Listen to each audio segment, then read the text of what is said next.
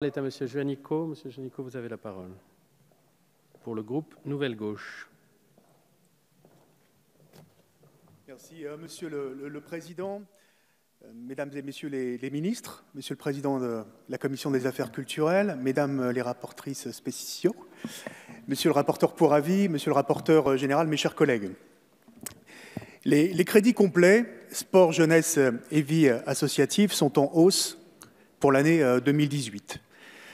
Un peu plus de 1,3 milliard contre 1,2 milliard l'an dernier, avec une hausse sensible pour les crédits concernant la jeunesse et la vie associative, près de 13%, essentiellement concentrés pour la montée en puissance du service civique. C'est dans la parfaite continuité de ce que nous avons réalisé pendant 5 ans, entre 2012 et 2017, puisque les crédits complets de la mission avaient augmenté de 30% en 5 ans. Et je veux dire aussi que sur l'ensemble des crédits dédiés à la politique de jeunesse, dans le document budgétaire transversal, nous avions atteint plus de 90 milliards d'euros avec une somme qui avait augmenté de 22% en 5 ans. Et en cela, le budget consacré au sport, à la jeunesse et à la vie associative est dans une forme de continuité. Mais je voudrais m'attarder quelques minutes sur la question des crédits du sport.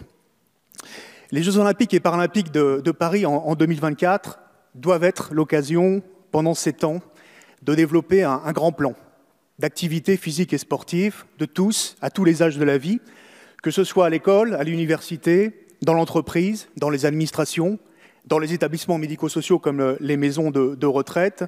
Et ce matin même, nous avons installé avec le président Studer un groupe de travail de la Commission des Affaires culturelles et de l'éducation que nous allons co-présider avec Aude Amadou et qui conjuguera ses efforts et son travail pour vous aider dans ce sens. Je sais que vous partagez cette ambition-là, Madame la Ministre, et vous annoncez un projet de loi sport et société qui vise à développer la pratique sportive pour le plus grand nombre d'ici 2 ans. Je veux vous dire, Madame la Ministre, que nous le soutiendrons tant que nous pourrons. Nous avions l'ambition de le faire avec Valérie Faunéron. Nous n'avons pas pu le faire. Il sera temps de le faire, le plus vite possible, je l'espère. Mais ce que je voudrais aussi dire, en plus de cette loi olympique et de cette loi sport et société, c'est que vous avez, et je crois que vous partagez cette ambition de faire des Jeux olympiques et paralympiques, effectivement, ce grand plan de développement de la pratique sportive. La question est de savoir si vous en aurez les moyens financiers et les moyens budgétaires. Vous avez débuté votre intervention en commission élargie, et ça m'a un peu dérangé, sur le fait que votre budget s'inscrivait dans la stratégie de redressement des comptes publics du président de la République et définie aussi par le Premier ministre. Je pense que justement, les crédits du sport, comme ceux de la jeunesse ou de la vie associative, doivent pouvoir échapper à cette logique comptable et budgétaire. Ils seront en légère diminution. Nous verrons les amendements qui seront adoptés tout à l'heure et la discussion que nous aurons autour tout à l'heure en légère diminution pour 2018. Mais est-ce que c'est vraiment un signal positif, quelques semaines après l'attribution des Jeux olympiques et paralympiques de Paris 2024 à notre pays? C'est la question que je veux poser, d'autant plus que le premier budget d'une législature souvent donne le ton pour le reste du mandat et que de ce point de vue-là, je pense qu'il faudra être extrêmement vigilant pour vous aider à pouvoir disposer du plus grand nombre de crédits en faveur du programme sport. Je veux prendre un exemple. Vous avez annoncé le déploiement de 500 maisons sport, santé, bien-être dans le pays. Mais quand on regarde les documents budgétaires aujourd'hui, il y a un certain flou sur ce déploiement. On n'a pas de calendrier, notamment de déploiement.